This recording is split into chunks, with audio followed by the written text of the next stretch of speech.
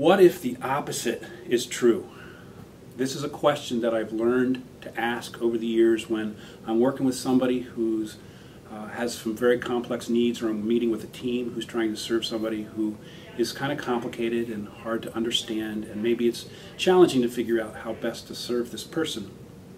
It was a question that I was taught to ask by a guy named Greg that I worked with many, many years ago. Greg's mom had called Access and asked if we would be able to provide some support to Greg and his roommate Ed, who were living in an apartment in Allentown. Greg and Ed grew up together, they were childhood friends together, they went to the same special education program in Allentown, and when they graduated, their families pulled their resources together and helped them get set up in this apartment. Greg's mom, to her credit, sort of understood that when you're parenting adult children, there's sometimes a fine line between support and nagging, and so she wanted somebody from outside the families to provide some support as they got set up in this apartment. Both guys had mild learning disabilities, and Greg also had a physical disability where his arm was contracted and he couldn't really use one of his arms or hands. And so things that he needed to do that required both hands, washing dishes, things like that, folding clothes, were things that he just couldn't really do very well, and Ed could help him with that. Ed also had a seizure disorder, and so he didn't have a license, could not get a license because of the seizure disorder, and Greg was able to drive him around because Greg had a license and an adapted car that allowed him to drive even though he only used one hand. So together they had a pretty good ability to complement each other and help each other out. So at that time we had a woman who was working part-time on a contract basis with us, so she went up to Allentown to meet Greg and to sort of figure out how we could get started with him. She came back and said, Greg doesn't want our help. And so I said, well, what is that about? And she said, well, I met with Greg and we talked about goals that he might have and how we might help him work on his goals. And he just said that he wasn't really interested in working on goals. He couldn't think of any goals that he wanted help with. And so we just don't have any way of helping him. And she seemed a little bit put out that I had sent her all the way from Conshohocken to Allentown to come back empty-handed, so to speak. And she had just gotten another job, so she sort of moved on. And I was taking care of loose ends after she had left, and I came across Greg's referral again. And so I decided to drive up and sort of see if I could figure out with him what was going on. So I drove all the way to Allentown, called him from the car, and I said, wow, I looked up and I'm in your neighborhood. I didn't tell him it took 45 minutes to get there, but I said, can I buy you a cup of coffee since I'm in your neck of the woods, and can we just meet and chat a little bit? It turns out Greg is a big fan of diners, and Allentown is like a diner mecca, so we began what turned into the Allentown diner tour. And that first diner, we just got to talking for a little bit, and then I said, now that you're in your new place, is there anything that you wished you could get done that you just haven't really gotten to yet? And he thought for a minute and said, yeah, I'd really like to be able to rent some movies, some videos from the library. They're cheaper at the library. They're only 50 cents, a lot cheaper than at Blockbuster, but I can't do that because I don't have a library card, so I haven't figured out how to do that. So I said, okay, are there other things? And we talked for another couple minutes, and we came up with 8 or 9 things that seemed like things that Greg really wanted some help with. So I turned the placemat over in the diner and I made a list, marking Greg's to-do list, and we took it back and put it on the front of his refrigerator in his apartment. And I called his mom and said, hey, make contact, we have some things that we can work on with Greg. And she was very excited. The next day, the case manager called me and said, I need a copy of your goal plan. And I said, well, it's not so much a goal plan as it is sort of a list of things to do. And she said, well, I really, if you're going to get paid to do this, you really need to have a goal plan. So I said, well, I can make a copy of Greg and Mark's to-do list on the refrigerator and send that to you, fax it to you. But this was the first of the opposites are true thing. Greg did want our help. It wasn't that he wasn't interested in help. It was that he had gone through a whole schooling of formalized goals where people made goals with him and for him, kept track of his goals, measured his goals, told him about his progress on his goals, and he really wasn't interested in more goals. But he did want help with the practical things that made sense to him, but it had to be offered in a way that was informal and made sense to him. So I would go up there every week or week and a half and meet with Greg. Sometimes I met with Greg, sometimes I met with Greg and Ed together. And one day I got up there, it was in the middle of the summer, so I got to the apartment. It had been a very hot day, and the apartment was just sweltering. It had to be over 90 in there, and it was very closed off. There was no breeze, anything, and it just was very hard to be in that room. And Ed and Greg were both in there, and I said, it's really hot, and we got to talk a little bit, and all of a sudden, Greg and Ed got into this big fight, and they were yelling at each other, and then somebody threw something, and it just got way out of hand, and I found myself all of a sudden being some sort of sweaty combination of a support staff and marriage counselor. And we figured out, you know, when we got everybody calm, when we were talking through it, that there was this big conflict between Greg and Ed over the temperature of the apartment. Greg had this problem with a startle response, so any loud noise or sudden noise really startled him and was hard for him to deal with, and so he didn't want the windows to be open in the apartment. The apartment faced south, so the sun had been beating in the window all day. So Ed said, well, okay, fine, I can live without the windows open, but we got to turn the air conditioning on. But Ed had just lost his job, and he was doing a really good job of finding another one. He was working hard at getting another job. But Greg was really concerned about the finances, and so he was very reluctant to turn on the air conditioner because he was afraid that their electric bill would be more than they could afford. And neither of them really wanted to have to go back to their parents and say, you know, we just became independent, but now we need some more money. Can you help us out? When we talked through it, they decided that it was okay for me to go back to the family and just give them a heads up that, you know, they were being very diligent about their budgeting, and they were concerned about it, but this was really an issue that was kind of a hardship for both of them. And they were okay that I did that, and their families were very supportive and were able to help them out financially during that short period of time. But this brought us to the second opposite is true. Greg and Ed and their families thought that the way that I was going to be helpful, supportive, was by helping them with practical things. How are they cleaning and cooking and getting groceries and just learning about apartment living, when really a bigger part of the thing that I had to offer them was how do they get along as apartment mates. They had been friends for forever, but they hadn't ever lived together, and the idea of living together and dealing with all the things that entails, and this was an efficiency apartment, so it was very small and they were very sort of close together, was something that they really needed help learning how to do, how to get along, and how to resolve conflict. And so that was the second sort of opposite thing that happened. A couple weeks later, I was up at the apartment again. It was another very hot day. The air conditioning was on, so inside the apartment was pretty good.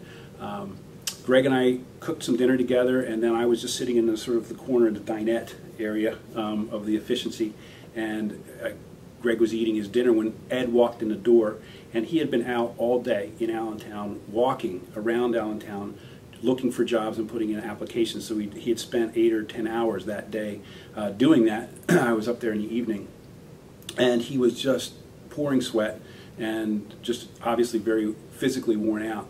So he sat down in the easy chair, which was over towards the TV in the living room area of the apartment, and so I was facing both Greg and Ed. Greg had his back to Ed while he was eating, and all of a sudden Greg had this enormous grand mal seizure, and it just went on, and his body got very rigid, and his head was going, and he was getting lower and lower in the easy chair, and it looked to me like his head was going to maybe start hitting the TV stand that was next to the chair. And so I said to Greg, is this something that happens a lot? Is this something that we should be paying attention to? So Greg sort of looked over his shoulder at Ed and said, oh yeah, this happens, and then he went back to eating. So I got up, went over, and helped actually Ed slide onto the floor, and sort of stayed with him while he finished having this seizure. And then when he came to a little bit more, I helped him get into his bed, and he slept for a little bit, and I just stayed with them in the apartment until I could make sure that Ed was okay, and he was up and about and feeling okay, and was able to tell me that he was okay and he understood what had happened. And during that period of time, I was thinking in my mind that I needed to tell Greg, this is a serious thing, and you need to pay more attention to it rather than just sort of ignoring it and continuing to eat. But I didn't feel like that was the time, because Ed was in our presence, and I just didn't really feel like I should really go there just yet. So I left after I made sure that everybody was okay, and I called Greg's mom on the way home in the car, and I explained that I told her what had happened and explained the story to her. And there was a really, really long pause on the phone, and then her voice was actually trembling a little bit, and she said that Greg had had a girlfriend. They were very close. They were very serious. Both of their families were very supportive of them having a relationship, and they were actually planning to get married and get an apartment, start a life of their own. They worked in the same building where Greg still was working, and she had a seizure disorder. And one day she had a massive seizure and went into what's called status epilepticus, which is a seizure that just does not stop, and she actually died from it. And so it was just a very hard situation for Greg, obviously, and terrible loss for him. And it was after that Ed and Greg ended up with this idea of sharing an apartment together and moving out from home. So this brought me to the really big opposite is true. It wasn't that Greg was indifferent to the fact that Ed was having a seizure. It was that he was paralyzed with fear because of it. It wasn't that he didn't understand the seriousness of a seizure disorder. It was that he was pretty sure Ed was going to die, like his girlfriend had. It was that he was sort of fearful, very fearful, that he was going to lose his apartment, lose his independence, lose his future, the way that he had already gone through that loss with the loss of his girlfriend. So it meant that instead of impressing on him the seriousness of what was going on and his need to do something about it, I needed to reassure him that what Ed had as a seizure disorder did not mean that he would pass away, even though that's what Greg had experienced previously, and that there were really some good things that Greg could do to attend to Ed whenever Ed had a seizure that would keep him safe and protect Ed, and things that Greg could be very active about. A couple years later, I was working with another guy that we served. His name was Robert, and Robert was getting himself into a lot of trouble. He was picking fights, he was threatening people, he was getting beat up a lot because he was picking fights. And I was at his school one day, and his school counselor said to me, "It's like he's not afraid of anything. He has no fear whatsoever." And all of a sudden I was thinking about Greg, and I said, what if the opposite is true? And it turned out that Robert was very fearful. He was fearful of a lot of things, a lot of people, a lot of situations, because he had been traumatized over and over again in his life, and so he had a lot to be afraid of, or he had learned that. So he had the fight or flight thing, only he picked fighting, which never worked out for him. It probably would have been a lot better and a lot easier for him and for all of us who were trying to help him if he had a flight response and would just run away every time. But he would try to back people down and bluster people into not attacking him or not fighting with him, and that just typically didn't work out very well for him. But that was another example where learning to ask what if the opposite were true really worked out in helping us figure out how best to serve somebody. So what's the point of these stories? The reason I'm telling them is to show examples of what it means to be a learning person inside of a learning agency. Access wants to be a learning organization. We may not always do that perfectly, but that's what we aspire to. It's what we strive for. Being a learning organization really has two big parts. The first is that the organization facilitates and promotes and tries really hard to help individual staff members learn and grow.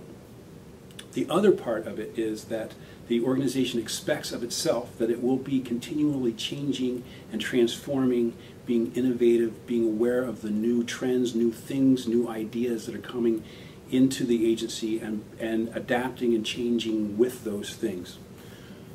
If you look at our philosophy of care, there's two lines that go in that diagram, and two lines that go between the agency and the staff and associates. The line that goes from the agency to the staff and associates says equipping. So the Access's responsibility to its staff members and its associates is to equip them to do their job well. The other line is the commitment to personal and professional growth, which is what we want to create a culture around for our staff.